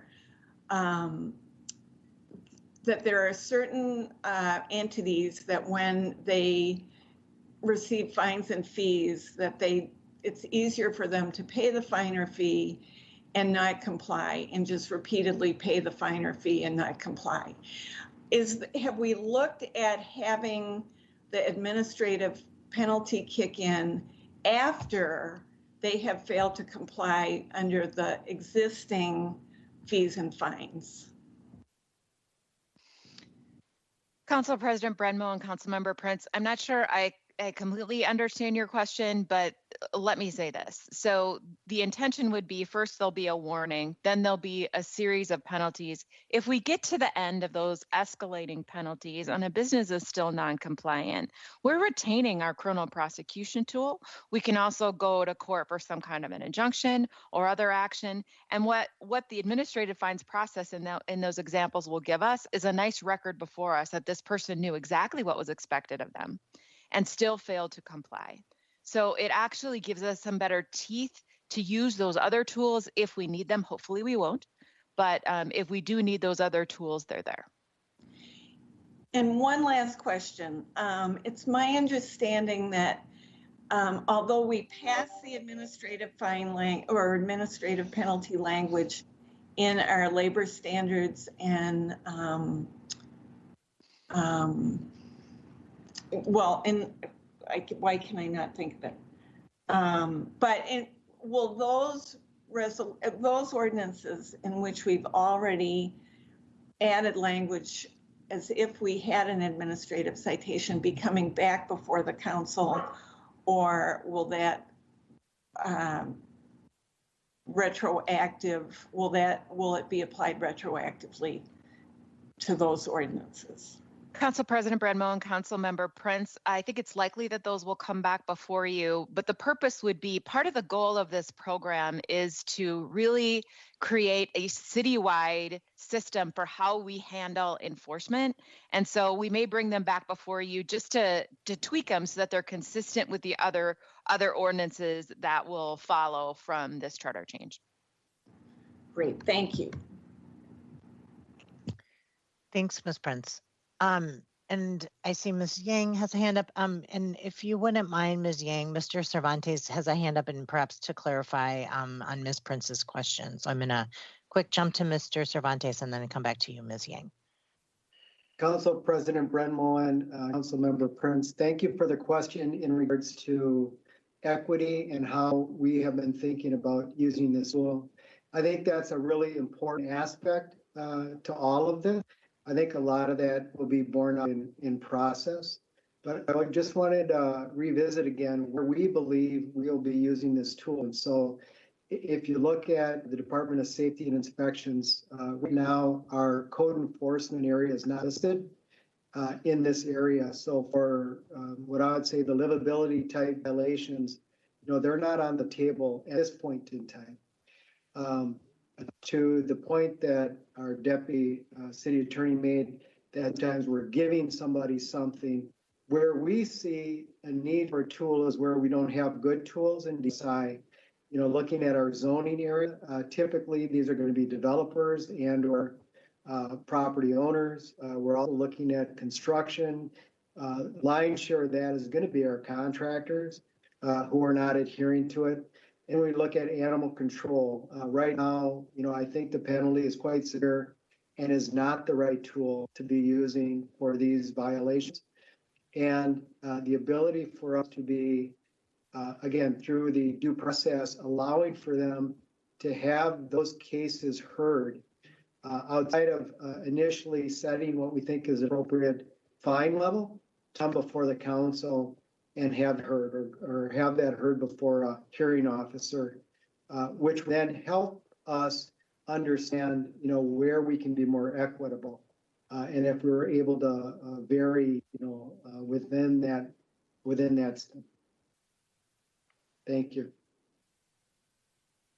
Ms. Prince, does that clarify? It does, although in the case of animal control, I would think that there we do provide a license. The animals are supposed to be licensed. And I would not assume that we would have to make those criminal penalties even outside of an administrative citation.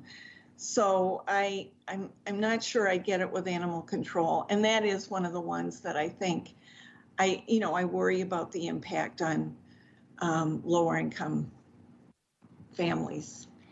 Well, and just to clarify, I mean, first of all, we need 7 votes for this to move to the Charter Commission. And if there is abundant trepidation, I want to know that before we continue down this road. It's not worth the energy and effort when there's so many things piled up on our DSI and our administrative or in our city attorney's office. So I want to make sure I understand where you're at in particular and the rest of the council, as part of this conversation today. My understanding, and I'm asking this to Ms. Tierney, is that the charter proposed language gives us the authority to do this. We do not have the authority. And then it is really within our control of how we exercise that authority. So we're not by, unilaterally applying fines to every single person that walks through the front door. We just have now given ourselves the ability to apply administrative fines to various areas, like conversion therapy ban, $15 minimum wage, some problem properties, and that the authority then also comes back to us like a legislative hearing or, when we hear from unlicensing where we can upward departure or go with a, stay the fine if there's no same or similar, that type of thing. But my understanding, and I'm going to look to Ms. Tierney, but to clarify, is that we're giving ourselves the authority, not a blanket. Fines will not be applied as a blanket across the board on everything that's in the city. Is that correct, Ms. Tierney, or am I misunderstanding what we're doing here? Council President Brenmo, that's exactly correct. That was the purpose for adding the language about requiring the council to amend each ordinance. So that's going to trigger a public hearing on each ordinance when you set the fine schedule.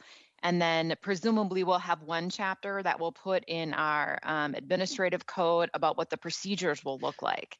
And so there will be future public hearings and public engagement that's required for the council to engage in before any individual ordinance can be used, or administrative fines can be used to enforce any individual ordinance.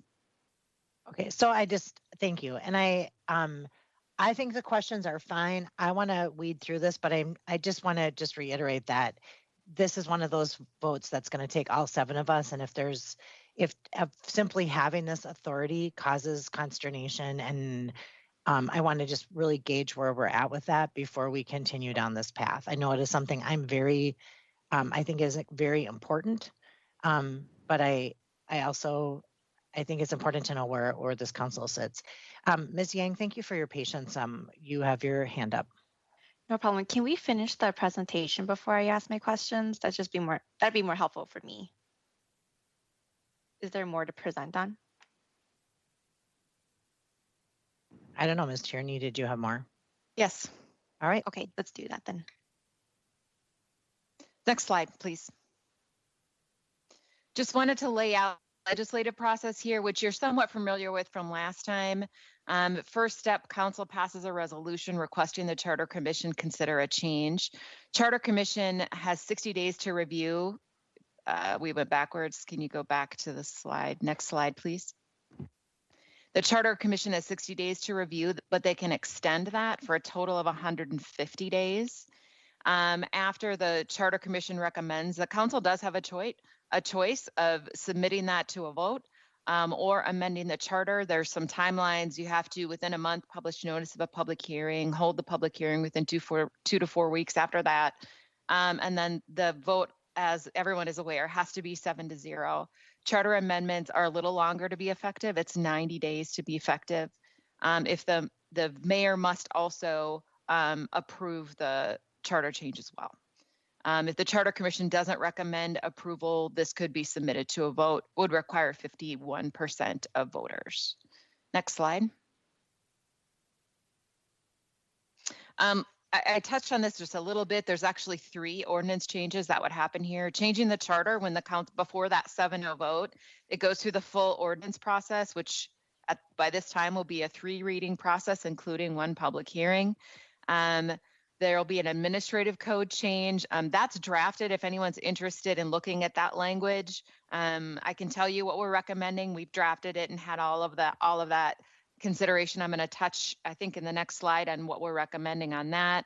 And then again, legislative code amendments for each ordinance that would be enforced. The 2 big highlights of what would need to be in those changes are what are the hearing requirements. Presumably it will by and large refer back to the administrative code procedures chapter. But then again, penalties for specific violations. So each chapter would have a matrix. And again, it's our intention to create kind of a uniform format throughout the ordinances just to kind of build on predictability and consistency. Next slide. So this is the idea for what the procedures process would look like. It would start with a warning letter or some sort of engagement or discussion with the individual or entity that we believe is violating our code. City Attorney's Office would be engaged before that conversation happens or at the point of that conversation. The goal of all of this is compliance. And so this is a big point of education. This is the time when we tell people, here's what our ordinances require. Here's what you need to do so you don't get a citation from us. If that fails, then a citation is issued. This is a lot like our licensing process. So you're all actually quite familiar with it. Citations issued, and then the respondent, which is the word we're using to call the person who receives the citation, has 3 choices. They can say, yep, that happened, but I would like another penalty. In that, I don't think this penalty is fair. I have circumstances I want the council to consider. Then they get a public hearing before the council. Second option, pay the fine. Yep, I did it. Yep, this is fair. I'm going to pay the fine, and then that decision becomes final. Third option, tell the city, didn't happen. Prove your case. Then we go to a hearing. We're envisioning 2 separate kinds of hearings. One would be for what we're calling an administrative hearing officer, which is a lot like a legislative hearing officer. In fact, maybe even identical to a legislative hearing officer. And then that individual would make a recommendation. Or for kind of more complex cases, we're envisioning that those would follow the administrative law judge process that licensing follows now. And then again, after that hearing, they can go back to the city council for the final decision. Any decision of the city council or would be appealable through the state of Minnesota appellate process, Court of Appeals, even Supreme Court, if they can get it. And then again, I've highlighted the fact that this is how decisions get final, because we're going to create the penalty matrix again. And as you're familiar with licensing, this is how we count. This is how we decide what the matrix penalty is going to be based on whether or not there have been prior violations. And I think Noel's up next. Thank you.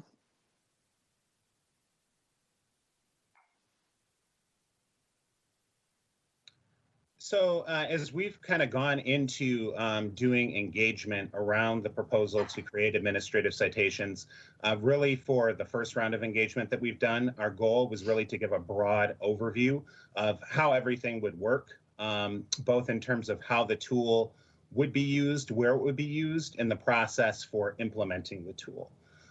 So we did 3 virtual sessions over the course of March, and we promoted that to a list of stakeholders that both HERO and DSI staff helped to identify. We also have a broad list of community stakeholders who we've been sharing information such as the situational updates that the council's been receiving during the course of the pandemic and other emergencies. And of course, we also shared with the district councils that helped to promote these sessions. And then in addition, we also promoted these sessions through our social media channels. So We had really good, robust discussion at those sessions. My read is that as we continue to do engagement and really start to get into the nitty gritty of the charter language and ordinances, we'll probably see increased interest in conversation around those specific elements. And also, I think that I kind of jumped to my own lead. We'll continue to do engagement around those specific elements. So I know that there were some questions about when the charter language would be made public. And as you'll see, some of the specific questions that we've received relate to some of the details of the policymaking. As you'll see in the timeline that we'll share, we intend to have robust engagement through the different steps of the process, just to ensure that we're allowing that public feedback and public conversation as we're moving through the policymaking process. The last thing that I'll note is that we've had no fewer than 3 discussions at the Business Review Council around the proposal for administrative citations. And previously in 2019, they had issued a letter of support for the prior charter language. And so the BRC will continue to play a role in the engagement that we'll do moving forward.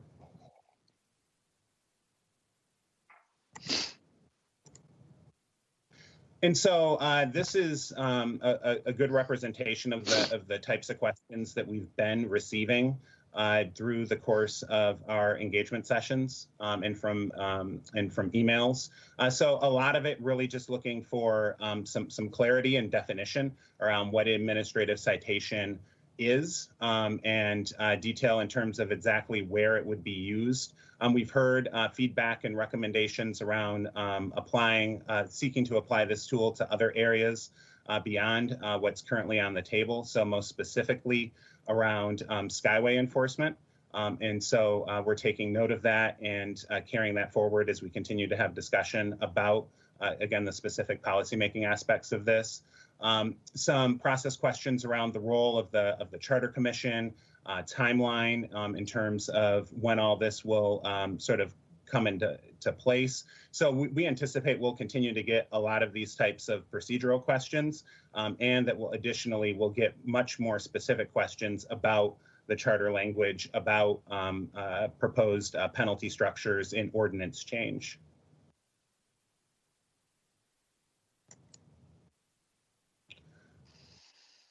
And then in terms of next steps, really the next step for our project team working on this is to begin to do some public engagement here in May around the charter language and answering questions about the changes that have been made in the charter language and what the charter language would allow and not allow.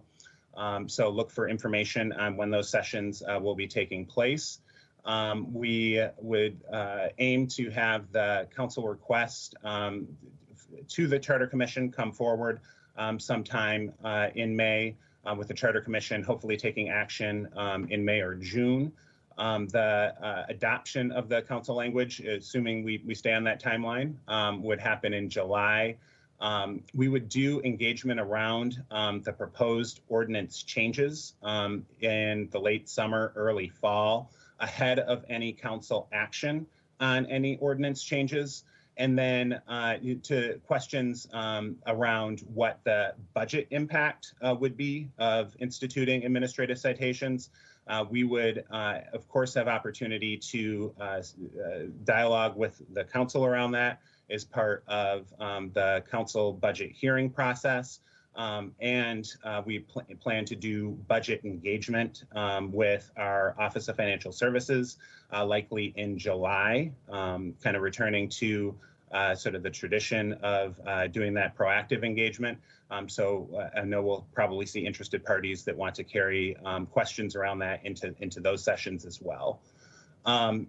September through December would really be around developing staff training processes and really sort of getting the tools ready for implementation.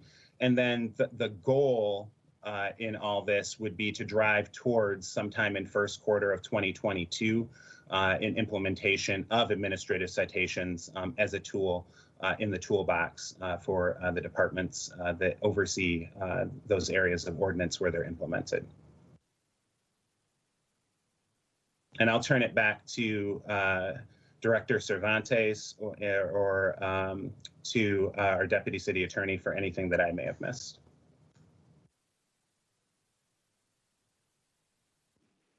Thank you, Noel. City or Council President, council members, that concludes our presentation. I know that Council Member Ying had her hand up and she was going to ask a question. We're certainly stand for any additional questions. Yep, we're just waiting until the end of the presentation. Okay. All right, Ms. Yang. Thank you. I'm so pleased to see the proposal in front of us. So I want to say thank you all so much for putting this together. I really feel the urgency in implementing the administrative citations. Just the other day, I was in a meeting with workers.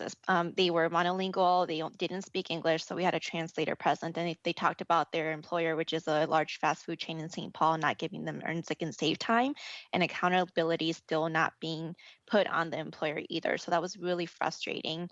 And my, I have a few questions here. Noel, on your approach to engagement slide, I saw March for the community engagement, so it just doesn't line up with this slide we have here. Did you mean May of this year? No, so Council President Brenmo and Councilmember Yang, thanks for that question and opportunity to clarify. So we held 3 sessions in March. That were all virtual. And so now that we did not share the charter language as part of that, and the reason being we wanted to make sure that we were setting the table for a discussion about the whole process, the scope of what would be happening and sort of a big picture sort of setting, as opposed to digging into the nitty-gritty details of charter language. So here in May, we'll have sessions where we'll still give that background. So, you know, if it's your first time kind of leaning in around this, we'll still provide that big picture background, but with the addition of talking specifically about the proposed charter language and allowing the opportunity to have discussion about the specific charter language, hopefully without displacing too much time for question about how, you know, how it would be used, where it would be used, et cetera, that we really tried to create space for in those first sessions. Awesome. Do you have like maybe like a 1-pager on big bullet point takeaways from those engagements that you'd be able to send out so we can look at them too? Yes, we absolutely can. Awesome. And we have put together a project page as well, where we've tried to summarize some of the answers to some of the questions that we've been receiving, and we'll continually update that, knowing that you know, a 1-pager will be just a snapshot of the questions that'll come up. So that'll be really sort of the living document where those the council can refer constituents to answers to questions that come up. Great, thank you so much. And then a question for Director Cervantes. I'm wondering, do you have a, like, once we do implement administrative citations, do you have a backlog of maybe like employers specifically for earn, sick, and save time minimum wage that we can send or like do investigations of right away instead of maybe like waiting for new ones to come in? Because I'm thinking about all of the stories that I've heard already and want to make sure that we have a continuation of like how we would address those instead of having them fall through the cracks.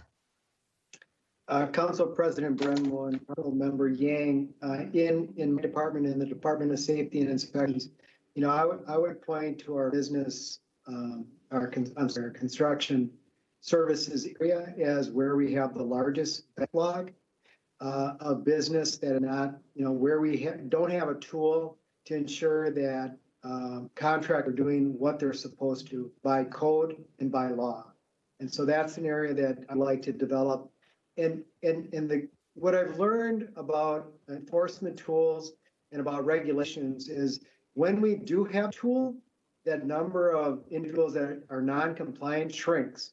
So over time, you know, we'll see benefits of holding individuals accountable because they talk to each other. Is that, yeah, if you know your permits, you're going to get an administrative citation. So there are multiple benefits in kind of driving down the numbers.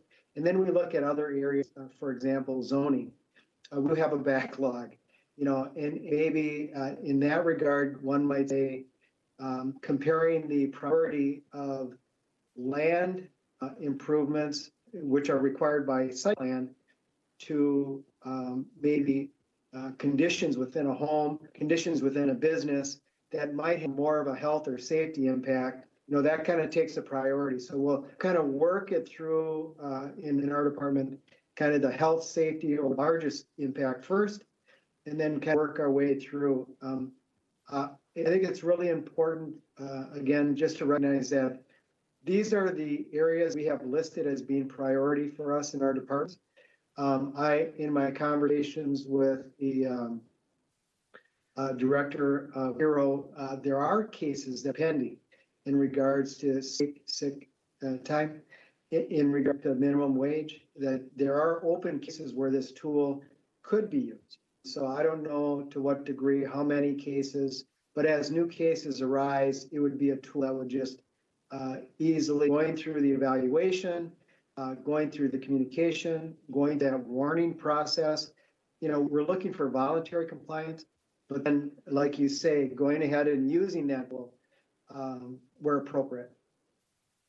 Thank you. My last question for you is, can you explain to us like how within DSI you all are addressing like the different reports that do come through, like whether, especially for people who don't speak English, like do you have a process on communication with them so that we're able to resolve the issue that they're facing?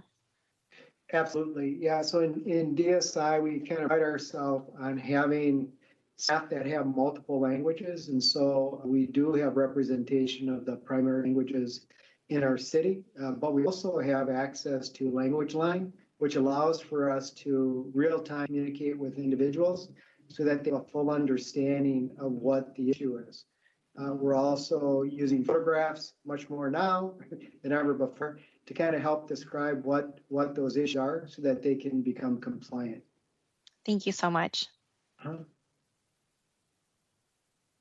Great. So we are just a hair over time here today, but this is an important update. I appreciate getting the check-in and also seeing where we are on our forward-moving timeline.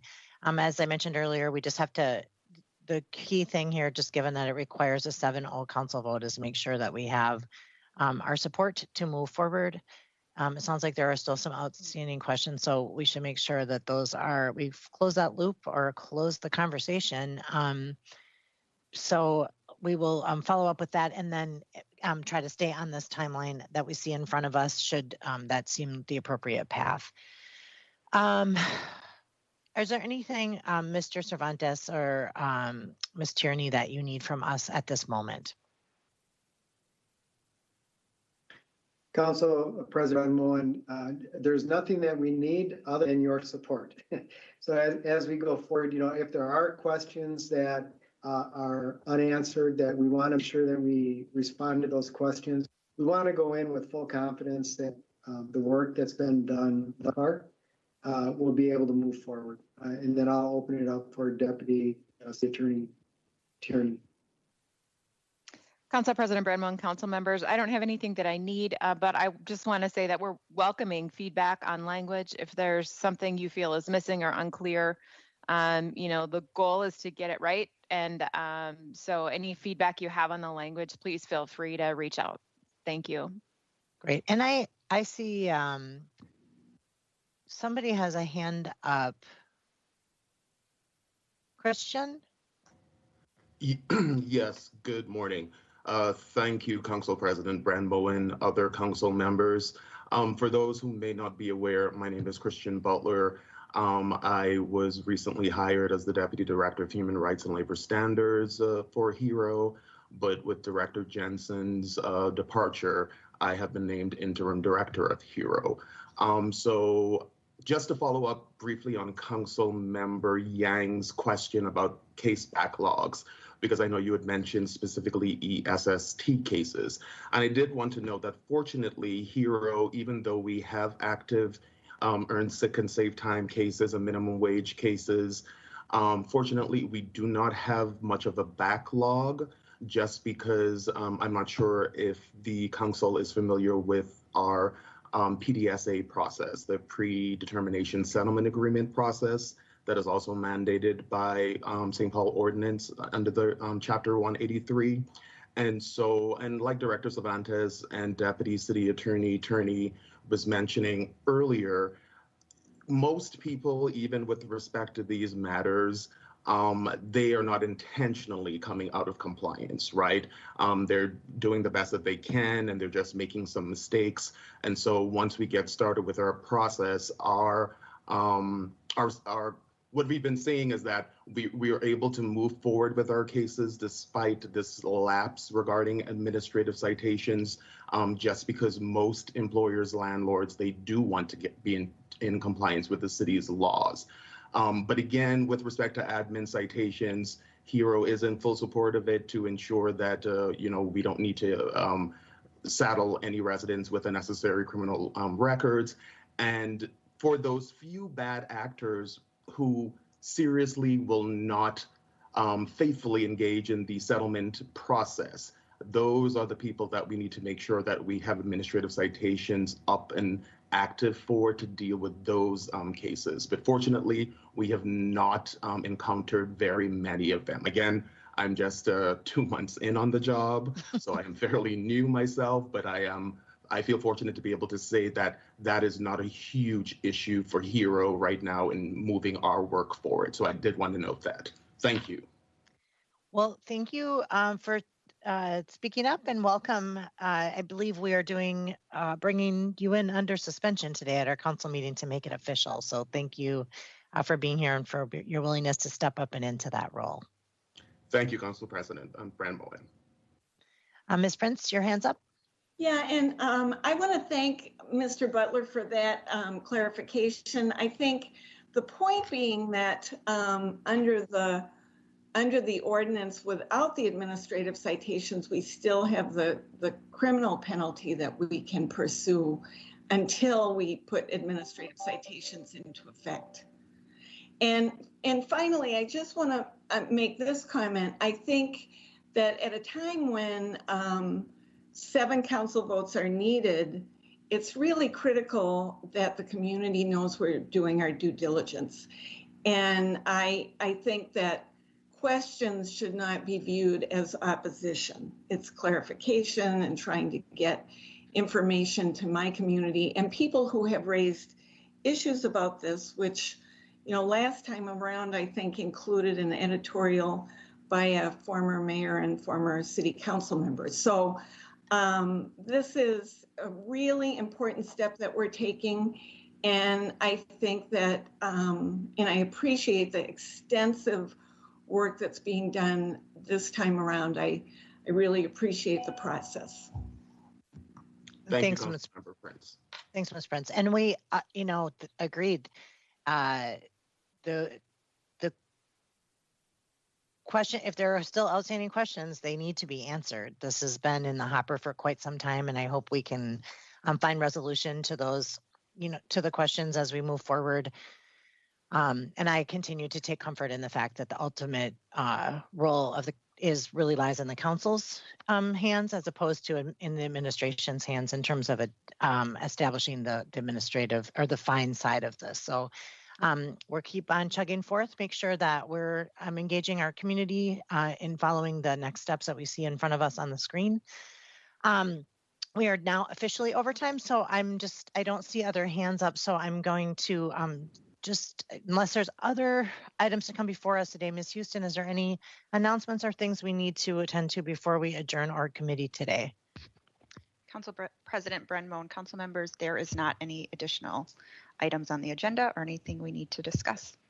All right, and as we heard earlier today, we have a big org committee meeting next week again at 10 o'clock where we'll revisit some of the items that were in front of us today, and we'll continue to get updates regularly on administrative citations and that process, as it's key importance and important that we are all along for the ride. So thanks, folks, again, covering tons of ground and important work here this morning already. I appreciate folks' participation and work getting us here today.